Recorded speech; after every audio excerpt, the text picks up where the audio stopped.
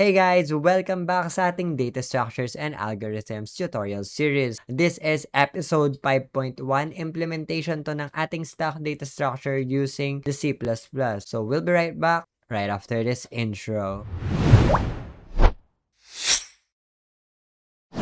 So guys, welcome sa ating tutorial for today. So bago tayo magsimula, please make sure na alam nyo na ang prerequisites ng C++ implementation ng data structures and algorithm. So dapat meron na kayong alam sa arrays, syempre yung variables, data types, yung mga functions, yung mga conditional statements, yung mga for loop. Syempre that alam nyo na yan before you proceed here. So kung hindi nyo pa alam yon, please do watch our entire series about C++ bago kayo mag-proceed dito. Kasi malilito kayo because I'm going to be using yung concept ng basic C++ para magawa natin yung data structure, of course. So, kung okay na kayo doon, then you're good to go. So, let's begin na nga. So, kung makikita nyo, I'm here at draw.io, which is app.diagrams.net ang gamit ko ngayon to explain yung stock data structure along with the code ng ating C++ implementation. So, kung makikita nyo, gumawa lang ako dito ng graph natin. So, sana napanood nyo na yung unang video bago yung implementation, yung pag-explain ko muna ng logic. Kung naaalala nyo, meron tayong gantong diagram doon or meron tayong gantong chart doon. So, kung makikita nyo, meron tayong -1,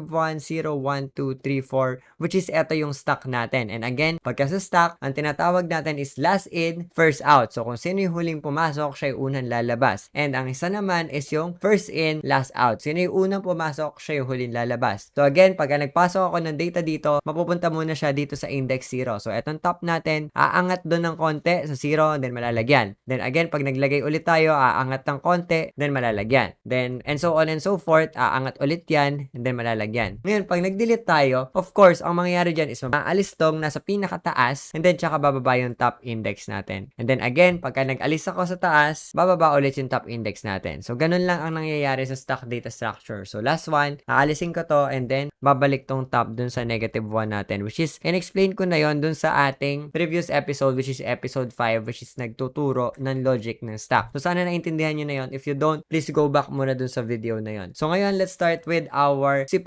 coding. So, meron ako ditong code blocks. So, kung makikita nyo, eto na yung code blocks natin. Dito tayo magko-code ng implementation ng ating stock data structure. Okay? So, let's begin na nga dito, no? So, makikita nyo, sinulat ko lang or kinoment ko lang yung iba't ibang functions na kailangan natin gawin para dun sa stock natin. So, ito is empty, is full, yung push, yung pop, yung pick, yung size, and then meron tayong dagdag dito, which is yung display. So, pag-aaralan natin isa-isa yan. So, makikita nyo, ito yung main function natin. Dito tayo magko-code mamaya. And also, magko-code din tayo dito. Syempre, i-implement natin lahat ng functions na to. So, ngayon, simulan na natin, guys. So, kung naalala nyo, meron tayong preprocessor dito. And then, ito, meron din tayong using namespace std. And then, sa ilalim nun, dun tayo magsisimula mag-code ng ating stock data structure. So, ano ang unang-unang kailangan natin when we're creating a stock data structure? So, ang implementation na to is gagamit ng array. So, kung makikita nyo, meron tayong array dito na ang size niya is 1, 2, 3, 4, 5. Meron tayong array na ang kasya sa kanya is 5 elements. So, gagawa muna tayo ng isang array na ganun. Gawa tayo ng array dito. Isip tayo ng data type. So, for example, character. Then, sabihin natin stck. Yan yung pangalan ng aking stock, stck. Kasi yung stock mismo na pangalan is already a reserved keyword. So, mas maganda kung huwag na kayong gumamit ng ganyan. Magkukulay green naman yan. So, stck na lang. And then, square brackets, and then semicolon. Okay? Then, sa loob ng square bracket is yung limit or yung gusto nating laki nung array natin. For example, 5. Of course, I'm going to create yung isang array na merong kasyang 5 elements. So, pag ginawa kong 10 to, ibig sabihin may kasya ditong 10 character na element. Okay? So, ang gagamitin natin is 5. Pero ayokong nakatype dito siya manually. Gusto ko, meron tayong variable na mag-hold ng size natin. Dito, gagawa ako ng preprocessor na #define. So, kung hindi nyo pa alam kung ano ang #define, magde-define lang tayo ng constant, no? So, ibig sabihin, parang variable lang din siya, pero hindi natin siya pwedeng baguhin. So, read only to. So, define natin, #define, limit. So, kahit ano gusto nyo ipangalan dito, kahit x, kahit count. So, gusto ko lang limit yung pangalan ko. Para alam ko na ito yung limit natin. And then space, lalagay ko lang yung value ng limit ko, which is 5. Kakapit ko lang to, lalagay ko dito. Gusto kong gumawa ng array of characters na may limit ng 5. So, ibig sabihin may kasyang 5 dito sa ating stock. Which is eto yon yung representation natin na yun. 1, 2, 3, 4, 5. So, meron tayong 5 kasya. So, syempre, pag ginawa kong 10 yan, of course, eto madodoble. For example, eto, ganito nakalaki yung kasya sa atin. Okay, and then magiging 5, 6, 7, 8, 9 yung index natin, which you get the point. Pero gusto ko is 5 lang for simplicity's sake. Pero kung gusto nyo i-try, then you go ahead and i-try nyo yun. Okay, so now that's out of the way. Nakagawa na tayo ng array na meron kasyang 5 characters. So pwede nyo gawing integer yan, string yan, kahit anong data type, pwede yan. So characters lang din ginamit ko para mas madali nating maintindihan. Ngayon, ano pa yung kulang? So kung makikita nyo, meron tayong -1 dito. And meron tayong tinatawag na top. Which is, etong top na to is yung nag-hold ng index ng pinaka-top natin. So ibig sabihin, right now, ang top natin is -1 index. So ibig sabihin, walang laman yung stock natin pagka nakatutok sa -1 ang top index. Kaya ang gagawin natin is, gagawa ako dito ng integer, papangalanan ko siya ng top, and then sa simula, equal siya sa -1. Meaning, meron tayong stock na 5 ang kasya, and then ang top index right now is -1 kasi walang laman yung stock natin. Okay, so ito yung physical representation yan. So nakatutok yung top sa -1 kasi walang laman. Okay, so ito na yung starting point natin. So, ibabalik ko lang sa 5 tong 10 natin kasi nga gusto ko lang hanggang 5 lang, no? Ayoko nang masyadong mataas yung stock natin. So, ngayon, gagawin na natin isa-isa tong function natin dito sa baba. So, itong mga methods natin. Ang unang function na gagawin natin is yung isEmpty. So, ang isEmpty, ang ginagawa lang yan is i-check niya kung yung stock natin is walang laman. So, ibig sabihin, i-return lang yan is true or false. So, boolean yung data type nung return type niya. So, gagawa na ako dito bool. So, ibig sabihin, i-return lang ng isEmpty na true pagka walang laman yung stock. Pagka namang may laman siya, false ang i-return niya. So, paano kaya natin magagawa yon? So, papangalanan ko lang yung function natin na is empty. Then, parenthesis, hindi natin kailangan ng parameter kasi wala naman tayong hihingin sa user natin or do sa program natin. Kailangan lang natin merong parenthesis dito. And then, enter natin sa loob. Iisipin natin yung condition na malalaman natin na walang laman yung stock natin. So, tingnan natin mabuti dito. Paano nating nalalaman na walang laman yung stock? So, kung ang sagot nyo is yung top is nakatutok sa -1, then tama kayo, no? So, pagka yung top natin is nakatutok sa -1, ibig sabihin, walang laman yung stock natin. Kasi pagka nilagyan na natin to ng value, sigurado yung top natin nakatutok na sa 0. Ibig sabihin, never na siyang magiging -1 pagka may laman na yung stock natin. The only time na magne-1 ang top natin is pagka walang laman yung stock natin. Kaya ito ang indicator natin kapag walang laman yung stock. Okay? So, sana na-gets nyo yun. Ngayon, para magawa natin yon, gagamit tayo ng conditional statement, which is yung if. Pagka daw, if yung top natin is equals to -1, then re-return natin yung true. Ibig sabihin, walang laman yung stock natin. So, true. Else, ibig sabihin, re-return ko false. Ibig sabihin, may laman yung stock natin kasi yung top natin is not equals to -1. So, sana naiintindihan nyo to. So, ganito ang conditional statement natin. Pero wait, there's more. Pwede natin siyang igsian. So, what we can do, except na ganitong kahaba yung code natin, we can make it one line. So, ang i-return na lang natin is kung yung top natin is equals to -1 and then semicolon. So, pwede na natin wag gamitin to. So, bakit? Pagka yung top kasi natin is equals to -1, ang value nito is true. So, ibig sabihin, i-return niya true pagka yung top is -1. Pagka naman, kunwari, 1 na yung top natin, yung 1 ba equals -1? Hindi. So, ibig sabihin, ang i-return nito is false. So, hindi na natin kailangan mag-conditional statement kahit eto na lang code na to. Ito na yun. Pagka -1 yung top, re-return niya true. Pagka hindi -1 yung top, re-return niya false. Ganun lang kadali. So, sana naintindihan nyo. If you have any questions, just comment sa ating comment section. Ngayon, yung pangalawa is full naman. So, gagawa tayo, bool din yan is full. Boolean din ang i-return yan. Ito naman, i-check niya kung puno yung stock. I-return niya true pagka puno na yung stock. I-return niya false pagka hindi pa puno yung stock. So, paano natin malalaman ngayon kung puno yung stock? Yun naman yung second question. So, tingnan ulit natin sa representation. Ngayon, di ba pagka may value dito, may value dito, may value dito, saan dapat nakatutok tong top? Syempre, dun sa pinakataas, which is etong 2 natin, no? So, ibig sabihin, eto yung pinaka-top natin as of the moment, yung index 2. Ngayon, pagka puno na yan, A, B, C, D, E. So, ibig sabihin, etong top nakatutok sa 4. So, alam natin na puno na to. So, basically, nakikita natin puno siya. Pero, syempre, yung program natin, hindi alam na puno yung stock. Tayo yung magsasabi na puno na siya. So, paano natin malalaman yun? So, makikita nyo yung top nakatutok sa 4. So, of course, ang pwede kong gawin dyan, if yung top natin is equals to 4, re-return ko true. Which is logical naman. But, the problem is, pagka pinalitan ko tong limit, ginawa kong 10, syempre hindi na equals to 4 yung magiging equals yan. Magiging equals to 9 na kasi yan yung last index when it comes na naging 10 yung size natin, diba? Or yung limit natin. So, hindi siya dynamic. So, pagka ginawa kong 5 to, papalitan ko pa tong top natin is equals to 4 para malaman ko kung puno yung stock natin. Gusto ko kahit anong size ilagay ko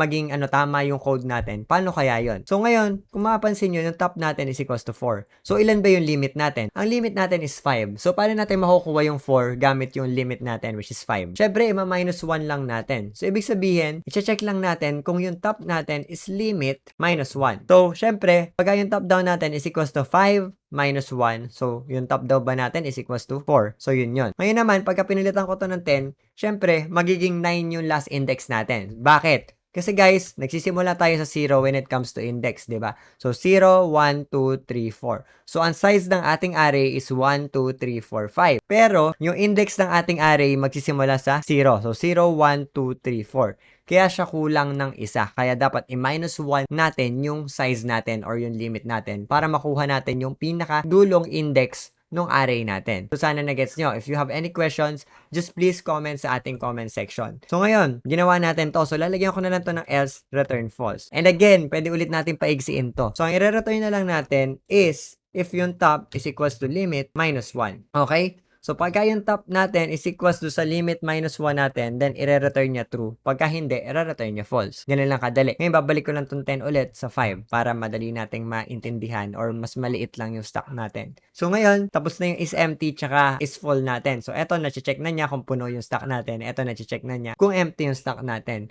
Ngayon, dito tayo sa push. Ang ginagawa nito is mag-a-add tayo ng value on top. So, kaya kailangan natin ng parameter dito kasi hihingi tayo ng value. So, gagawa ako dito. Void lang to kasi wala naman tayong kailangan i-return dyan. Void, push, then parenthesis, and curly braces. So, ngayon meron tayong parameter. So, ano kaya ang data type ng parameter natin? So, ang data type ng parameter, guys, is kung ano yung data type ng pinaka-stack natin. And currently, ang stack natin is set to character. So, ibig sabihin, stack of characters to. So, gagamit ako ng characters pagka humingi ako ng value para maipasok ko doon sa stack natin. So, char, data, or kahit anong gusto nyo ipangalan. So, data na lang ipapangalan ko para mas clear sa akin na ito yung gusto kong i-push. Ngayon, bago tayo mag-push, meron muna tayong kailangan malaman.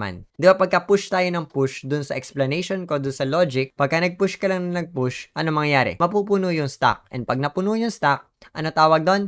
Stack overflow. So, pagka nag-push pa tayo dito, di ba, magkakaroon ng tinatawag nating stack overflow. Naalala nyo ba yon? So, yan yung tinuro ko dun sa last episode natin, dun sa 5.0, no? So, yan, for example, yan, mag-stack overflow yan pagka nagpasok pa tayo.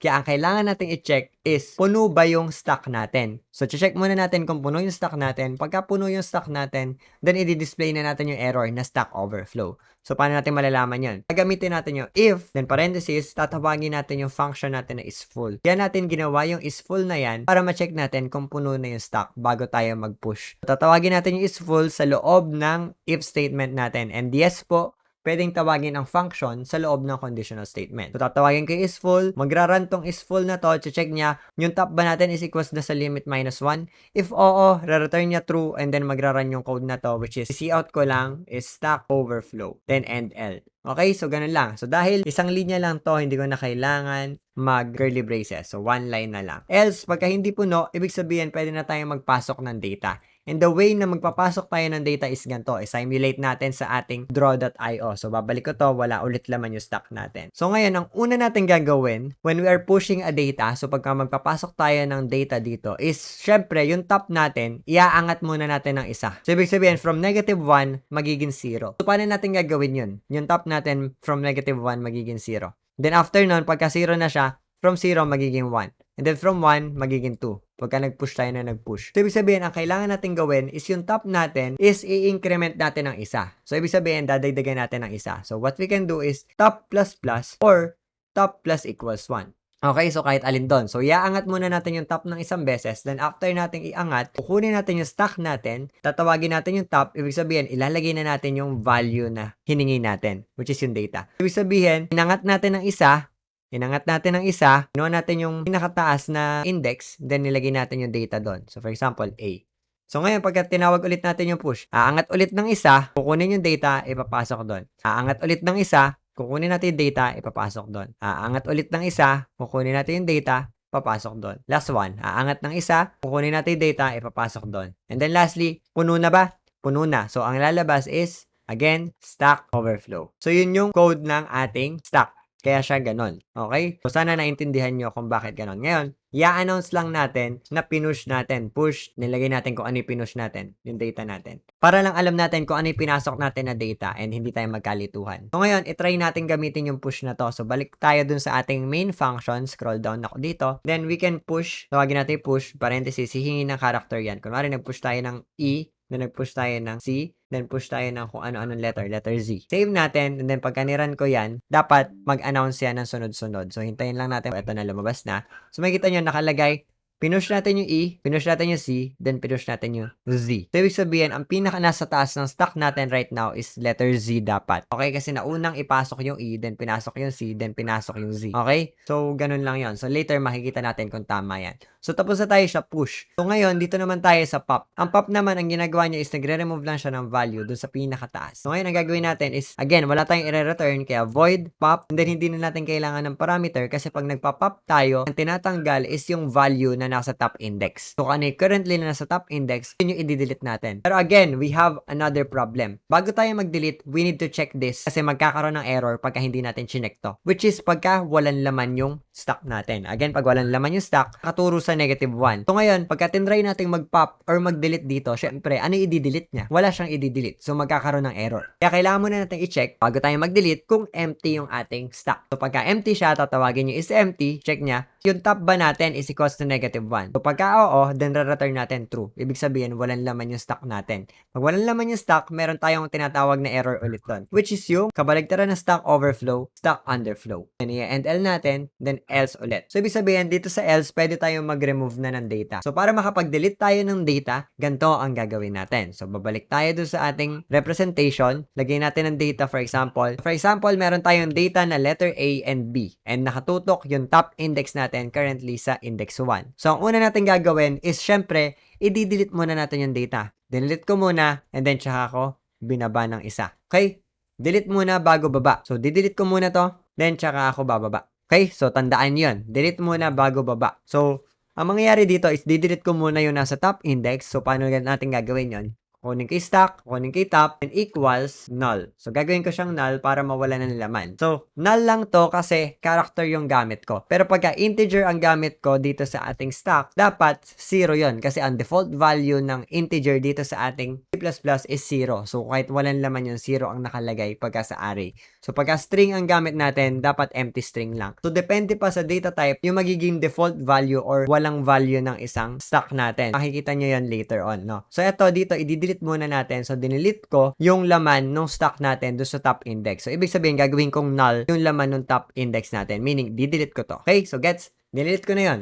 Ngayon, ang gagawin natin, yung top, ibababa natin ng isang beses. So, paano natin ibababa ng isang beses? Of course, i-decrement natin or babawasan natin ng isa. So, para makapag-decrement tayo, top minus minus. And then, semicolon. So, isa, bababa tayo ng isa.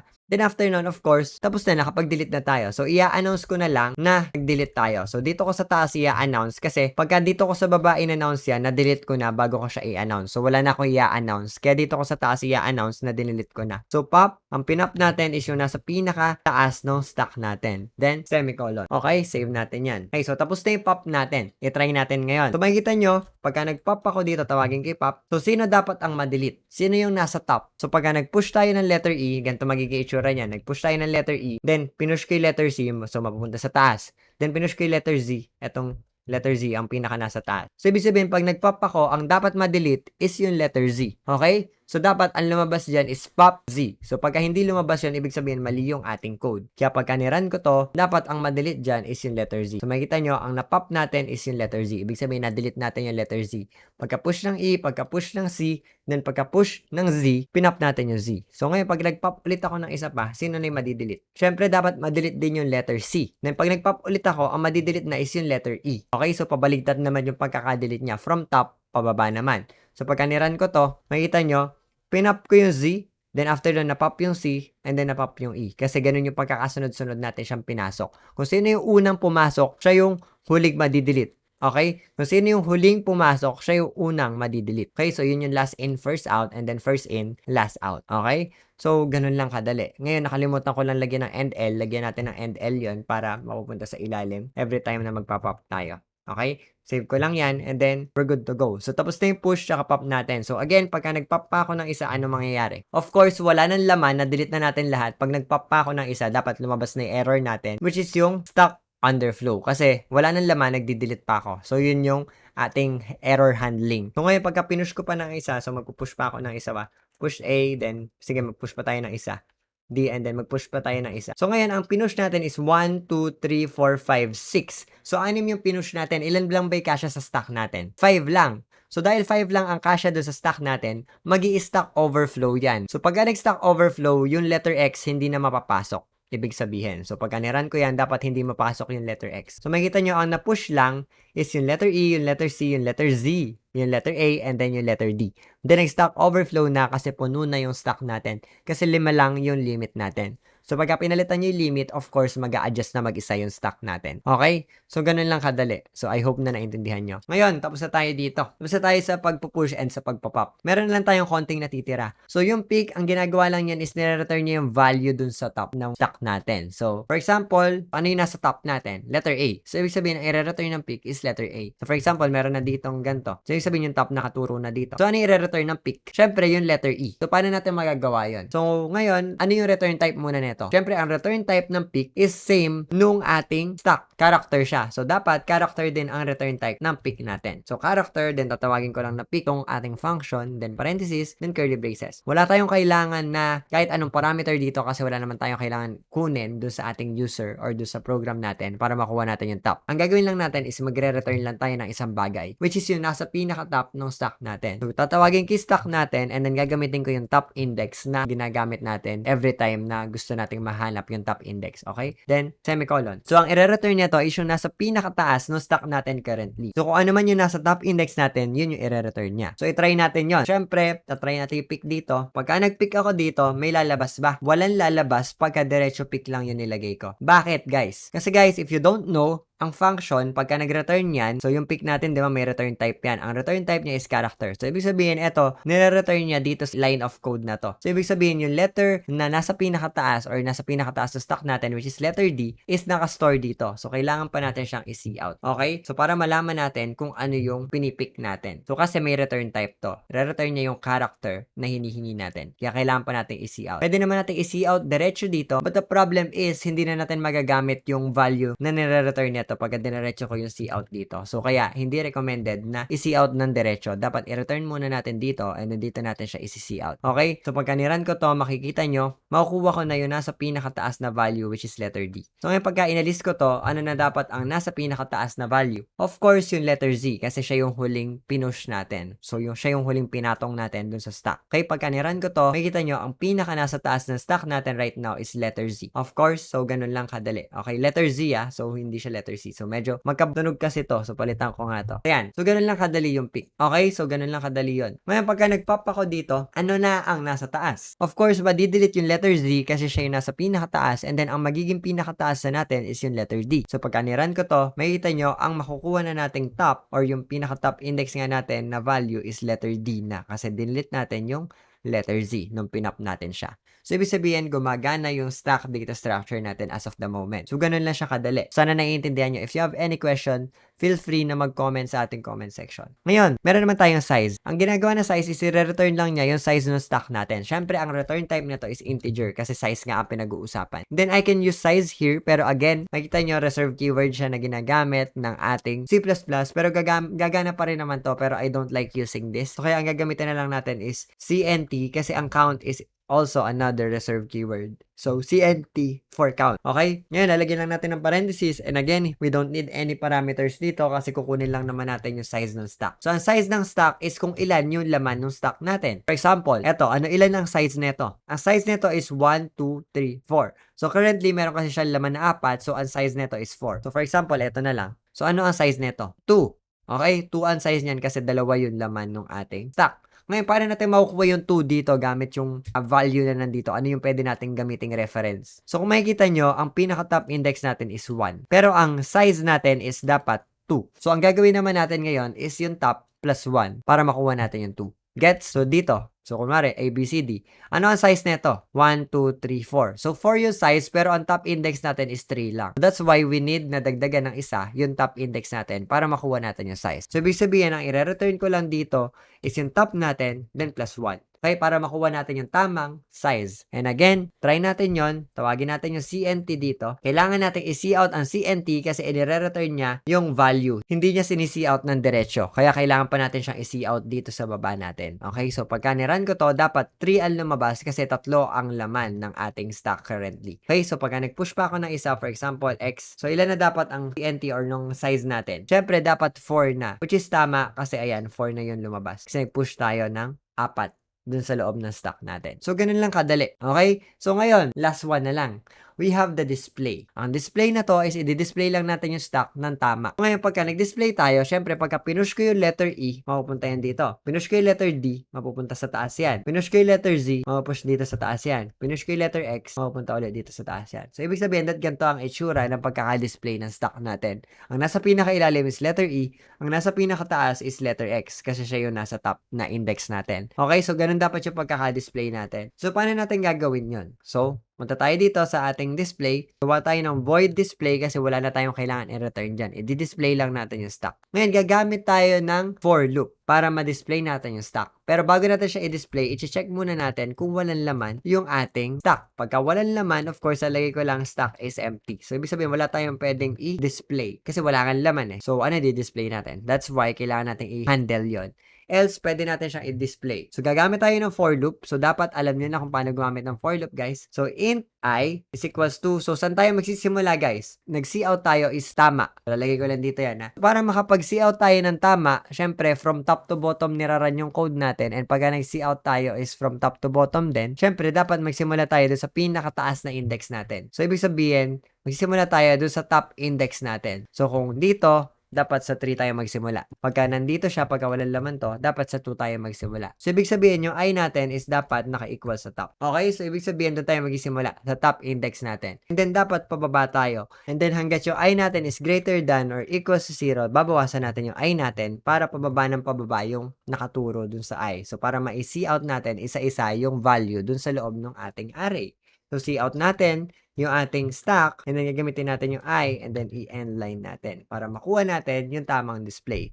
And then, for purposes lang na nakahiwalay siya, lagyan lang natin ng dalawang end L dito sa unahan, and then dalawang end L sa baba. Okay? So, ngayon, when I try to call display, hindi na natin kailangan i-see out ang display kasi guys, dito na siya sini out diretso sa loob ng ating function, no? So, kaya hindi na natin kailangan i-see out dito. Ngayon, pagka niran ko to, dapat ang lumabas is X, Z, D, tas E. X ang dapat na nasa pinakataas. Kaya pagka niran ko to, makikita nyo, tama yung pagkaka-display ng stock natin. X, Z, D, E. So, syempre, pag nag-push pa ako ng isa dyan, dapat, yan yung nasa pinakataas ng stock natin, yung letter Y. So, pagka niran ko to, tama.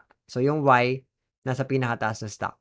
Na pagka nag-pop ako ng dalawa, dapat mawala yung Y tsaka yung X. Dapat Z, D, tsaka letter E na lang yung lumabas. Which is tama kasi ayan, lumabas na yung Z, D, tsaka letter E. Kasi pinap natin yung dalawa. Which is yung Y tsaka yung X natin. Okay, so I hope na naintindihan nyo yung ating stock data structure. So ulitin natin ng konti. Recap natin buo. Dito sa pinakataas, nag-define tayo ng limit na 5. Para to sa ating stock, kung ganong karami yung kasya do sa stock natin. Ngayon, nag-declare tayo ng array, which is character ginamit ko. Pwede nyo gamiting string, integer, kung ano man gusto nyo. So, pwede kayong gumawa ng kahit anong stock. Pinangalanan ko lang ng stck kasi bawal yung stock kasi ano yan, reserve keyword. Actually, pwede naman yan, pero it's not a good practice. And then, limit yung ginamit ko para dun sa ating size ng stock natin. And then, yung top natin, magsisimula sa -1, of course. Kasi, pagka walang laman yung stock, sa -1 nakaturo. Then, yung una nating function is boolean yung return type kasi i-check niya kung empty yung stock. Then, ang re-return nito is pagka yung top natin is equals to -1. Kaya to top is equals to -1 kasi ang stock natin, nakaturo ang top niya sa -1 pagka walang laman. As I have said before, so pagka dito, nakaturo sa -1, ibig sabihin, walang laman yung stock. So, kitang-kita naman.